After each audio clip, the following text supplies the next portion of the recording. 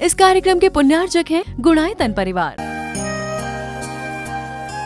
गुणायतन परिवार द्वारा भोपाल में बड़ी सार्थक पहल की गई है, जिसमें बच्चों को संस्कार युक्त और गुणवत्तापूर्ण शिक्षा देने का मौका मिल रहा है। ये बच्चों की व्यवस्था की गई है, जिसमें 6वीं 7वीं के बच्चे इस साल लिए जाएंगे और 11वीं 12वीं और सीए फाउंडेशन के बच्चों को यहाँ रखा जाएगा। ये मेधावी छात्रों को प्रावीण्य के आधार पर उसे प्रविष्टि मिलेगी। पूरे देश भर से प्रविष्टियाँ आएगी। प्रत्येक कक्षा में मात्र 30-30 बच्चों का ही चयन होगा और चयनित बच्चे वे होंगे जो अपनी प्रतिभा के बल पर चुने जाएंगे और उनको एक प्रकार की स्कॉलरशिप दी जाएगी। ये छात्रवृत्ति के तहत पढ़ेंगे। गुणायतन के समाज कल्याण की दिशा में एक बहुत अच्छी पहल है और ये सार्थक पहल है। इसकी शुरुआत भोपाल से हो रही है। ये भोपाल वालों के लिए बहुत गौरव का विषय है। इसके लिए गुणायतन के साथ विद्यासागर इंस्टीट्यूट और सेज और एपीटी, इन तीनों को भी मैं बहुत बहुत आशीर्वाद देता हूँ।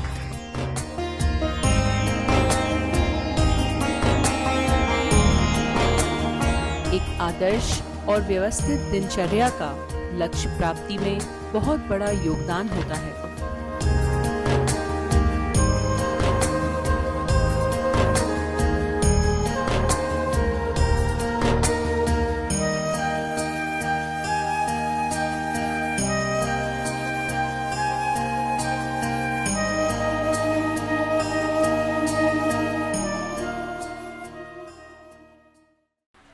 कि तुम सबका पदाघात सहती हो, सारी सृष्टि का बोझ उठाती हो, इसके बाद भी तुम इतनी अच्छी मात्रा में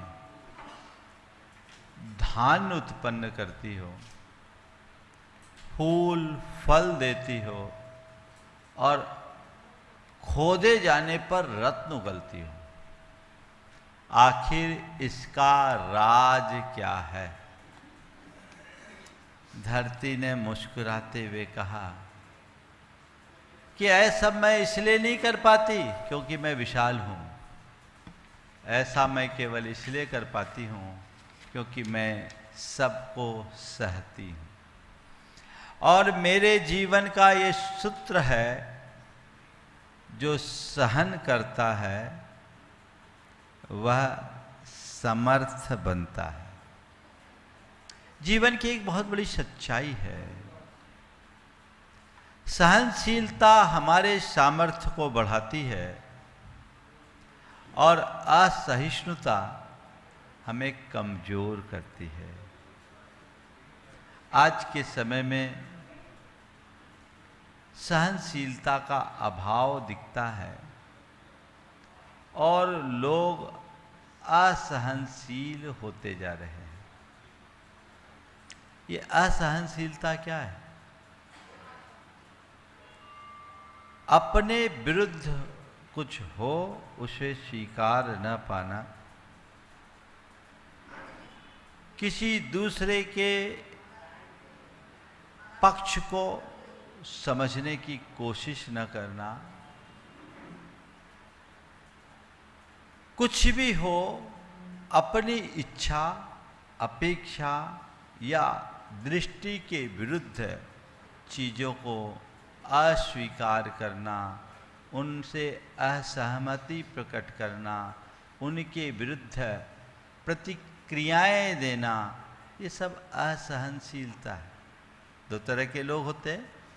कुछ ऐसे होते हैं कि उनसे कुछ भी बोलो वो सब बातें पचा लेते हैं, और कुछ लोग ऐसे होते हैं जिनको छोटी सी बात भी सहन नहीं होती। तो जो सह लेते हैं उनको हम सहनशील या सहिष्णु कहते हैं, और जो सह नहीं पाते वे असहनशील और असहिष्णु व्यक्ति की श्रेणी में आते हैं।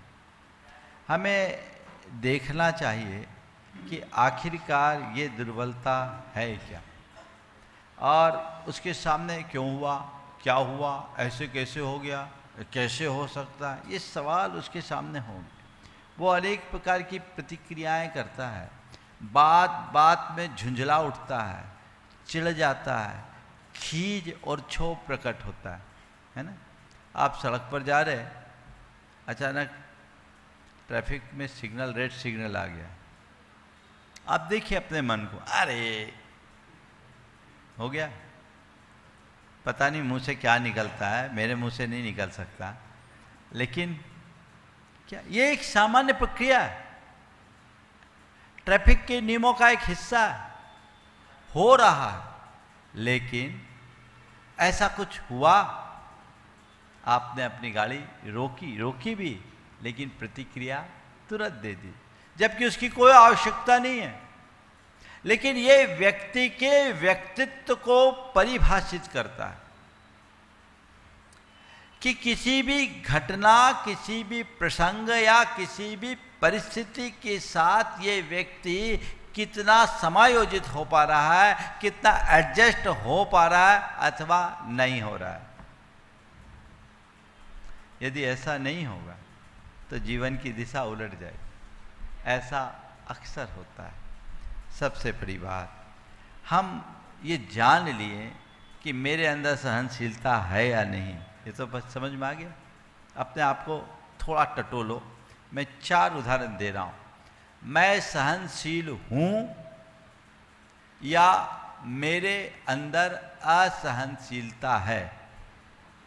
सहनशीलता गुण है और असहनशीलता एक ऐसी आग है, अदृश्य आग, जो मनुष्य को अंदर से ही जला करके भस्म कर देती है। उसके सारे सद्गुण उसमें नष्ट हो जाते हैं। तो हमें इसे पहचानना बहुत ज़रूरी है। किसी भी व्यक्ति से कहो तो अपने आप को मानता तो सहनशील है, लेकिन सहनशीलता के लक्षण हों ये कोई ज़रूरी नहीं। मैं ये मानता हूँ जिस व्यक्ति में असहनशीलता के लक्षण हों वो व्यक्ति कभी सहनशील नहीं हो सकता और उसका जीवन सहज नहीं हो सकता। तो आप 4 स्तर पर अपने अंतर मन को जांचें, है ना। आपके सामने यदि कोई प्रतिकूल परिस्थिति निर्मित हो तो मन में नकारात्मक प्रतिक्रिया आती है या नहीं? यदि आ रही है तो मान करके चलना मेरे अंदर सहनशीलता की कमी है। कोई व्यक्ति आपके विरुद्ध कोई टिप्पणी करे और मन में क्षोभ, झुंझलाहट या चिढ़ आए तो समझ लेना हमारे मन में असहनशीलता है। किसी व्यक्ति की विचारधारा आपके विरुद्ध हो और उस व्यक्ति के सामने आने पर आप असामान्य हो गए तो समझ लेना मैं असहनशील हूँ। समझ गए? और कोई व्यक्ति अपनी बात बोल रहा है और उसकी बात को सुने बिना आप प्रतिक्रिया कर रहे हैं तो समझ लेना मैं असहनशील हूँ और मुझे इसे सुधारना चाहिए। क्या मानूं? आप में चारों में एक भी नहीं है। मान लो आप सब सहनशीलता की प्रतिमूर्ति हो, क्या हो गया? तो असहनशील है। तो क्या करना? असहनशील है तो जिंदगी भर कसम खा करके बैठे हैं कि महाराज जैसे वैसे ही रहना, कि इस असहनशीलता को सहनशीलता में परिवर्तित करना चाहते हैं। क्या करना चाहते हैं? तो चलो, असहनशीलता का लक्षण तो हमने जान लिया, अब उसके कारण को देखें। कारण क्या है? सबसे बड़ा कारण है अहंकार, अहमन्यता। अहंकारी व्यक्ति कभी सहनशील नहीं हो और सह नहीं सकता। अंदर का ईगो है ना, वो न चीजों को बर्दाश्त करने देता है, न नजरअंदाज करने देता है। एक्सेप्ट करो या इग्नोर करो, ये हमारे जीवन का लक्षण है। जो व्यक्ति सहनशील होता है बहुत सारी चीजों को एक्सेप्ट करता है और बहुत सारी बातों को इग्नोर कर देता है, वो सुखी रहता है। लेकिन अहंकार पचाने नहीं देता। मुझे ऐसा कैसे कह दिया, ऐसा कैसे हो सकता है, मुझसे पूछे बिना ऐसा कैसे हो गया, आखिर मेरी इस तरह से मुझे इग्नोर क्यों किया गया, मेरे साथ ऐसी टिप्पणी क्यों की गई। 10 तरह की बातें व्यक्ति के मन में आती है। तो अहंकार हमेशा परेशान करता है, क्योंकि उसके मन में आता है जो मैं हूं वही सही है। वो उसके विरुद्ध किसी बात को स्वीकार ही नहीं करने देता। तो ये असहिष्णुता है। दूसरा कारण अपेक्षा। हमारे मन में एक बात रहती कि सब मेरे अनुसार चले, मेरी भावनाओं को समझे, जो मैं कहूँ उसे ही माने, उसे ही सही समझे। और जब ऐसी धारणा से हम ग्रसित रहते हैं और उसकी पूर्ति नहीं होती तो मन में झुंझलाहट आती है, मन क्षुब्ध हो उठता है। अरे मैंने उसको ऐसा कहा, उसने किया नहीं, सुनता ही नहीं है ना। फिर ये भी देखने की कोशिश नहीं होती कि सामने वाला नहीं किया या नहीं कर पाया। दोनों चीज़ें होती है। कई बार ऐसी चीज़ें होती है कि हमने किसी व्यक्ति से कोई काम कहा, सामने वाले ने प्रयास भी किया, पर कोई ज़रूरी नहीं कि वो कर ही ले। अब नहीं कर पाया, उसके साथ परिस्थितियाँ उसके अनुकूल नहीं रही, वो चीज़ों को ठीक तरीके से समझ नहीं पाया, वो काम नहीं कर पाया। अब काम नहीं कर पाया, हमने उसकी स्थिति को समझा नहीं और आते ही सीधे फायर कर दिया। क्यों? तुमने काम क्यों नहीं किया? जो हम कहते हो तुमको करना चाहिए। ये सब चीज़ें हम बर्दाश्त नहीं कर सकते, हम ना सुनने के आदी नहीं हैं। मैंने जो कह दिया सो कह दिया, ऑर्डर इज ऑर्डर, है ना। ये अहंकारी की अपेक्षा युक्त परिणति का परिणाम है? हो जाता है। अरे भाई पहले पूछो तो सही।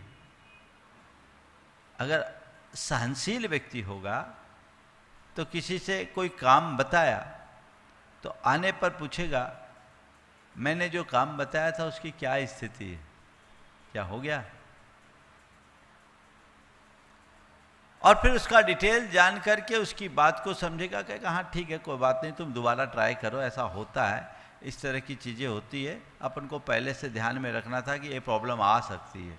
और दूसरा रूप क्या है कि भाई क्या हो, काम क्यों नहीं हुआ, सीधे टारगेट बना दो, और नहीं हुआ तो झुंझलाहट पैदा कर दो। ये नेगेटिव है, इससे बचना चाहिए। फिर अस्वीकृति, स्वीकृति का भाव। जो असहनशील लोग हैं उन्हें ये स्वीकार करना ही नहीं आता कि सब चीज़ें अलग अलग होती है, इनमें विविधताएं भिन्नताएं, सब मेरे हिसाब से नहीं होता, सब मेरे जैसा नहीं होता। असहनशील व्यक्ति अपने विरुद्ध कुछ भी स्वीकार नहीं कर पाता, इसलिए वहाँ मामला अक्सर गड़बड़ होता है। और फिर चौथा कारण है पूर्वाग्रह। हम पहले से कोई धारणा बना लेते हैं, तो किसी भी घटना, किसी भी व्यक्ति के बारे में एक बार हमने जो धारणा बना ली और उस धारणा के विरुद्ध कुछ करता है तो हम प्रतिक्रियाएं करते हैं, और वो प्रतिक्रिया हमारी असहनशीलता को प्रकट कर देती। शिष्य ने गुरु से कहा, गुरुदेव बहुत सारी बातें हैं, आप मुझे इतना सब कुछ दे रहे हैं, फिर भी मेरे अंदर आ क्यों नहीं पा रहा है। गुरु ने कहा चल एक लोटा पानी लेके आ। लबालब भरे लोटे को सामने रखा, और लबालब भरे लोटे को सामने रखने के बाद गुरु ने कहा ले इसमें पानी डाल, पर पानी छलकना नहीं चाहिए। वो पानी डाले, पानी छलक कर निकल जाए।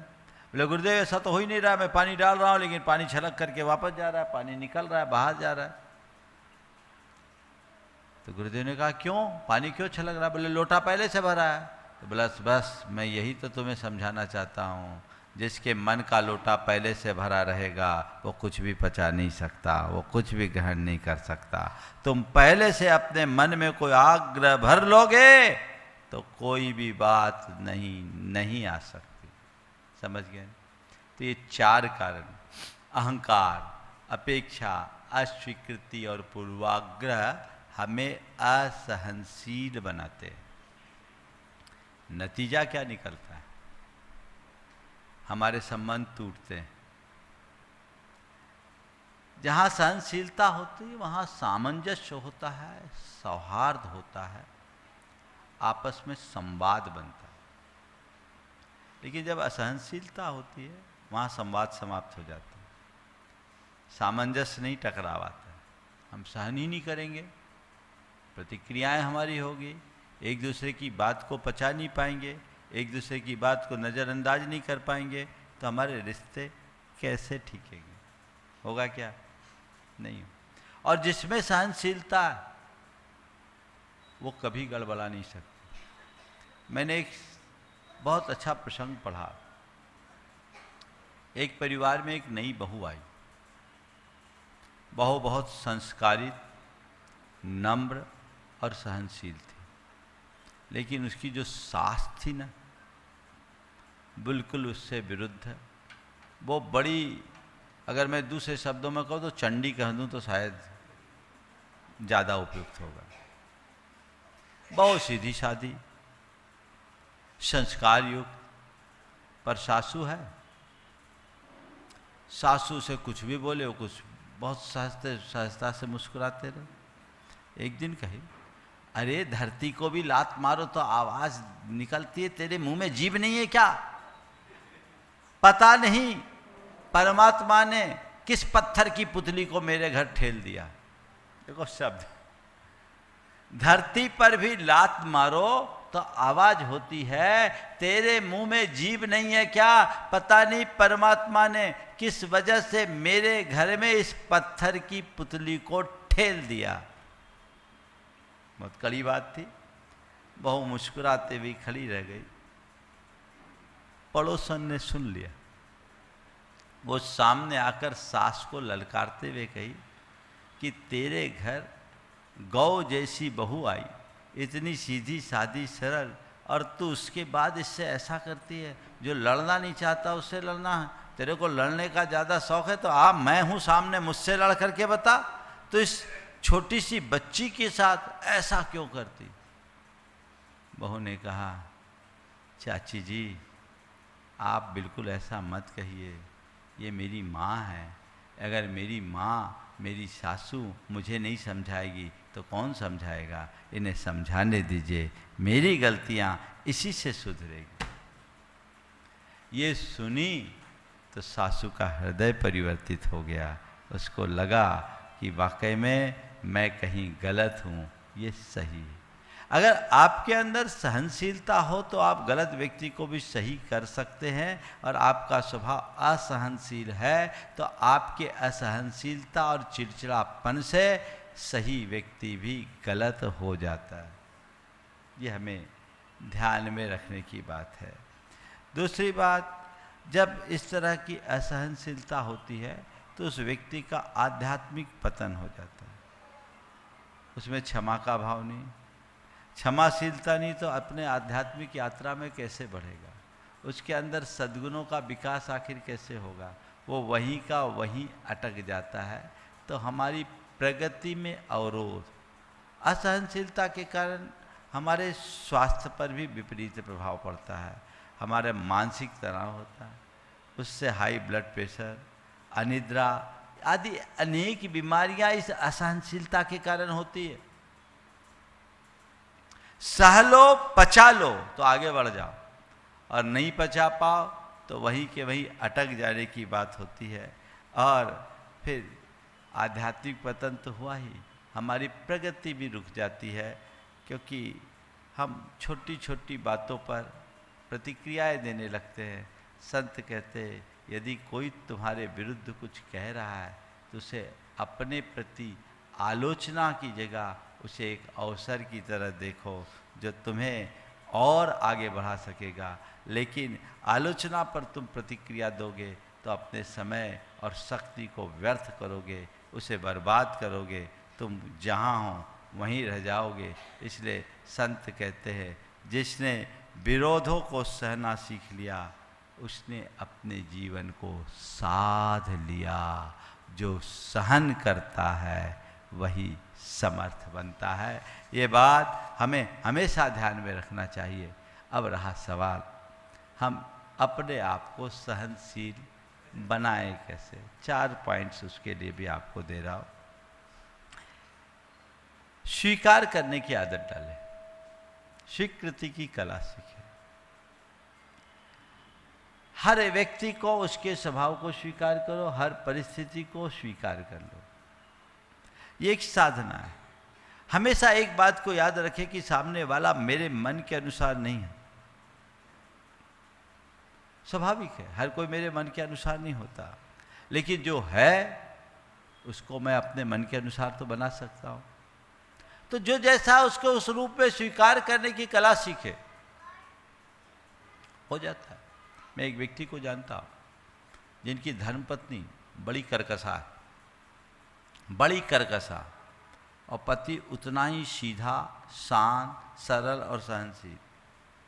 मैं दूसरे शब्दों में कहूं तो वो जो महिला है, उसकी पत्नी है, वो उसी के लायक है, दूसरा पति उसको नहीं झेल सकता। बड़ी मुश्किल।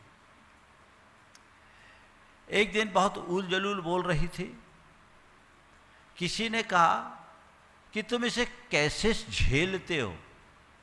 अब कईयों को तो झेलना ही पड़ता है। तुम इसे कैसे झेलते हो? तुम्हारे विरुद्ध ये इस तरह की बदसलूकी करती है, तुम इसे कैसे झेलते हो? बोला, मैं तो अब आदी हो गया, अब ये इसका स्वभाव, मैंने उसे स्वीकार कर लिया, फेरे पाड़ के लाया हूँ, निभाना तो है ही। मैंने मान लिया इसका ये स्वभाव है। और लोग तो पागल को भी निभाते हैं, ये तो केवल थोड़ी कड़वा बोलती है पर दिल की साफ है। मन बदल गया। इतना सा ही एटीट्यूड बदल रहा है। बोलो, अगर किसी का स्वभाव आपसे मेल नहीं खाता, किसी का व्यवहार आपको अपने अनुकूल नहीं दिखता, कोई परिस्थिति आपको आपके विरुद्ध दिखती है, कोई निमित्त आपको आपके विरुद्ध दिखता है, और यदि आप उसे स्वीकार लेते हो तो क्या आप सहज रह पाओगे कि नहीं? बोलो, सहजता में बाधा आएगी? आराम से सहज रहोगे। और स्वीकार नहीं करोगे तो निश्चित रूप से आप परेशान होंगे। दूसरी बात, अपने आप को असहनशीलता से बचना, त्वरित प्रतिक्रिया से बचे। त्वरित प्रतिक्रिया, तुरंत रिएक्शन नहीं। कहते हैं स्टॉप, थिंक, रिस्पॉन्ड। रुको, सोचो, उत्तर दो। बिना सोचे कुछ मत बोलो। किसी ने एक बोला, तुमने 4 सुनाई, है ना? आप सबके पास एकदम लोडेड पिस्तौल होती है ना? पिस्तौल क्या करे, AK-47 ही मान लो।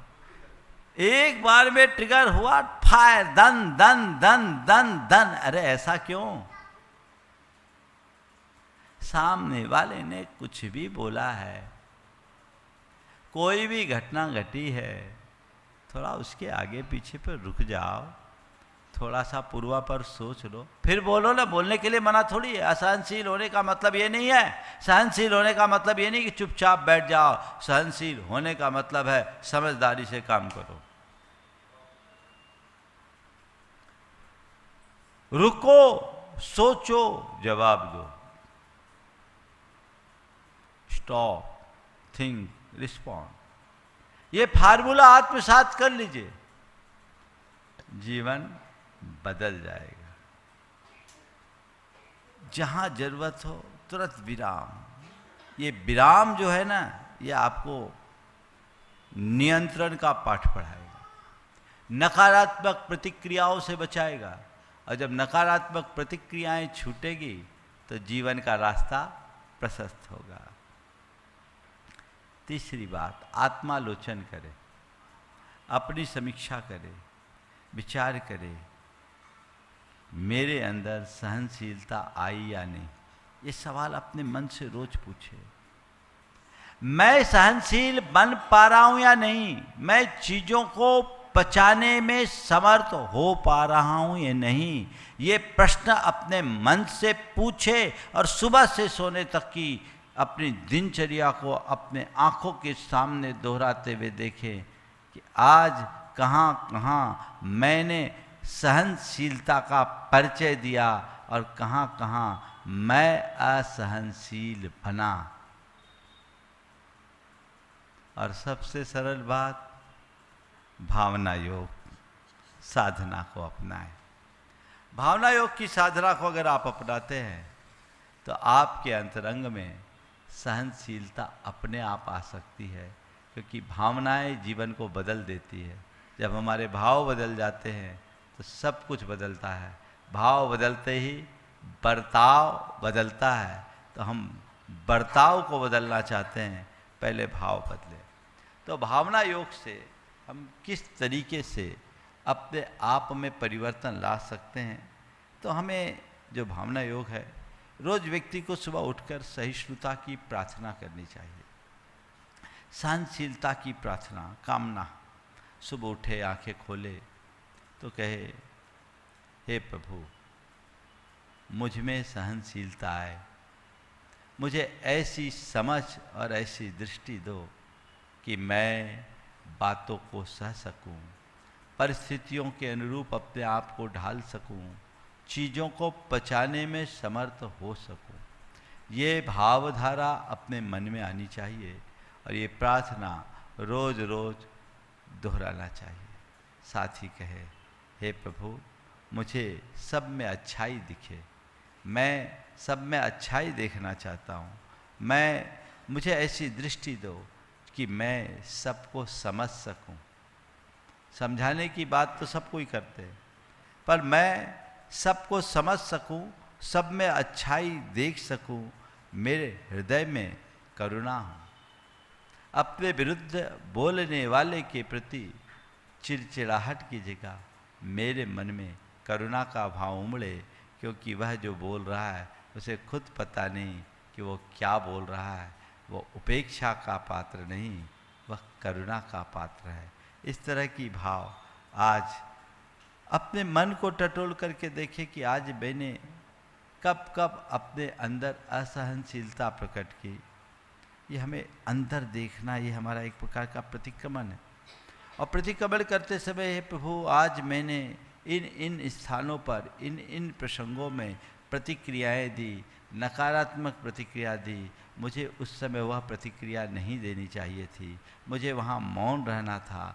मेरी इस प्रतिक्रिया से सामने वाले को कष्ट हुआ, मेरे परिणाम खराब हुए, मैं उसकी निंदा करता हूँ, मैं उसकी आलोचना करता हूँ और मैं अपने आप उसका त्याग करता हूँ। मुझे लगता है कि वो मेरा दृष्टिकोण गलत था, मैंने सामने वाले को जिस दृष्टि से गलत समझा वो सही नहीं, मैं गलत था, वो सही था। मैं अपने सोच में परिवर्तन लाता हूँ और मैं अपने दृष्टिकोण को बदलना चाहता हूँ। प्रभु, मैं संकीर्णता से मुक्त होकर उदारता का रास्ता अपनाना चाहता हूँ। मैं असहनशीलता की जगह अब सहनशील बनना चाहता हूँ। मैं अपनी इस असहनशील व्यवहार की निंदा करते हुए सबके साथ क्षमा का भाव रखना चाहता हूँ। ये एक प्रकार का प्रतिक्रमण। फिर कुछ चीज़ें अपने साथ जोड़े जो हमें सहनशील बना सके कि हे, मन में ऐसा कुछ संकल्प जो एक प्रत्याख्यान है जो हमें सहनशील बनाए। रोज़ रोज़ व्यक्ति को अपनाना चाहिए कि मैं सबका साथ समझकर चलता हूँ, मुझे सबको समझकर चलना है, मैं सबकी त्रुटि को मैं अवसर देखता हूँ, मैं सबकी त्रुटि में भी अवसर देखता हूँ, मैं विश्वास और आदर से जीता हूँ, मेरे वचन सौम्य हैं और मेरे कर्म सहयोगी हो।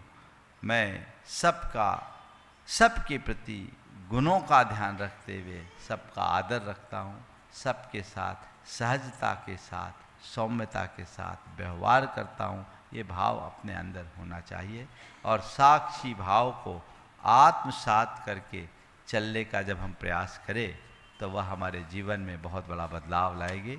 अब थोड़े से देर के लिए हम भावना योग से एक थोड़ा भावना योग कर ले कि किस तरीके से हम भावना योग करके अपने अंतरंग में सहनशीलता को विकसित कर सकते हैं। 7 मिनट का एक अभ्यास। सहज शांत बैठ जाएं, एकदम सहज शांत स्थिर। कमर सीधी रखें, आँखों को हल्के से मूंद ले। आती जाती श्वासों को देखिए, उन्हें महसूस कीजिए। हर श्वास के साथ शरीर और मन को शांत होने दीजिए। एकदम सहज शांत निश्चेष्ट, और धीरे धीरे अपने भीतर उतरने का प्रयास करें। अपने भीतर उतरे और मन में एक ऐसी भावना जागृत करें कि मैं एक आत्मा हूँ। शांति मेरा स्वभाव है। मैं आत्मा हूँ, शांति मेरा स्वभाव है। मैं आत्मा हूँ, शांति मेरा स्वभाव है। जो कुछ मेरे साथ हो रहा है वह कर्म का परिणाम है। मुझे प्रतिक्रिया से बचना है। जो कुछ मेरे साथ हो रहा है वह कर्म का परिणाम है। मुझे प्रतिक्रिया से बचना है। मैं परिस्थितियों को सहन कर सकता हूँ क्योंकि मैं उनसे बड़ा हूँ। मैं परिस्थितियों को सहन कर सकता हूँ क्योंकि मैं उनसे बड़ा हूँ। मैं परिस्थितियों को सहन कर सकता हूँ क्योंकि मैं उनसे बड़ा हूँ। जो सहन करता है वही समर्थ बनता है। जो सहन करता है वही समर्थ बनता है। हे प्रभु, मुझे ऐसी दृष्टि दो कि मैं हर चीज़ों को सहन कर सकूं। मुझ में सहनशीलता हो, मुझ में सहमति का भाव हो। मैं स्वीकृति को ग्रहण कर सकूं। मुझ में समझदारी हो। मेरा जीवन प्रतिक्रिया मुक्त हो। मेरा जीवन प्रतिक्रिया मुक्त हो। मैं सहज, शांत और सहनशील बनूं।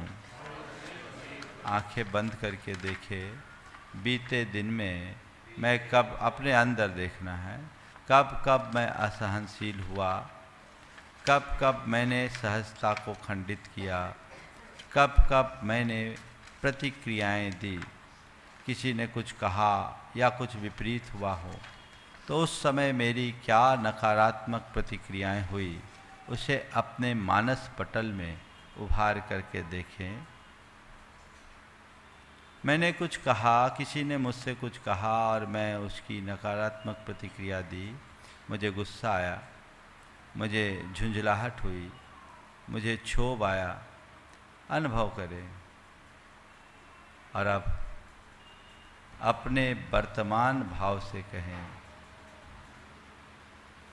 ये जो कुछ हुआ है वह मेरे ही अपने कर्म का फल है।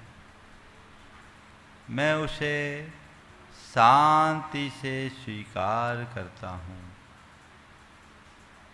जो कुछ हुआ वह मेरे ही कर्मों का फल है।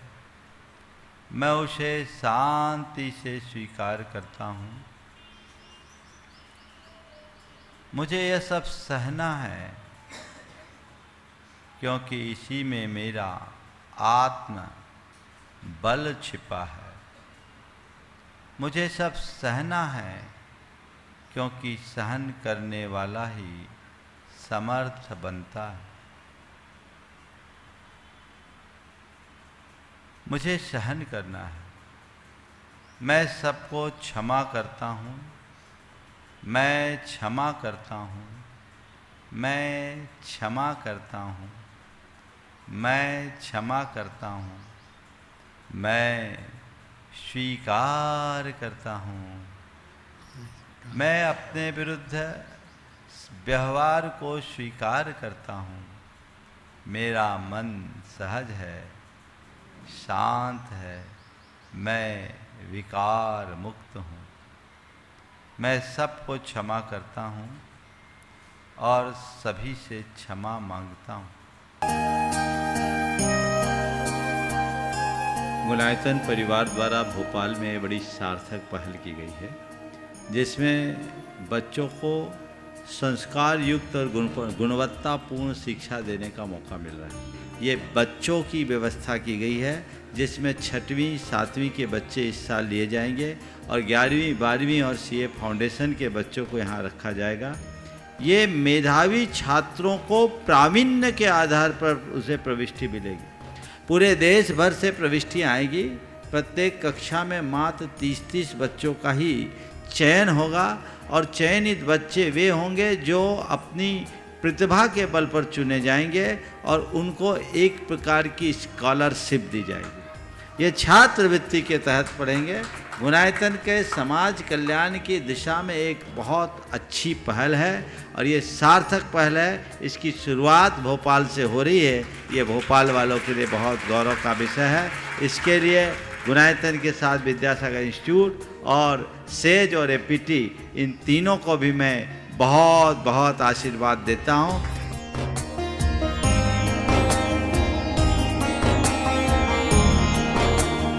एक आदर्श और व्यवस्थित दिनचर्या का लक्ष्य प्राप्ति में बहुत बड़ा योगदान होता है।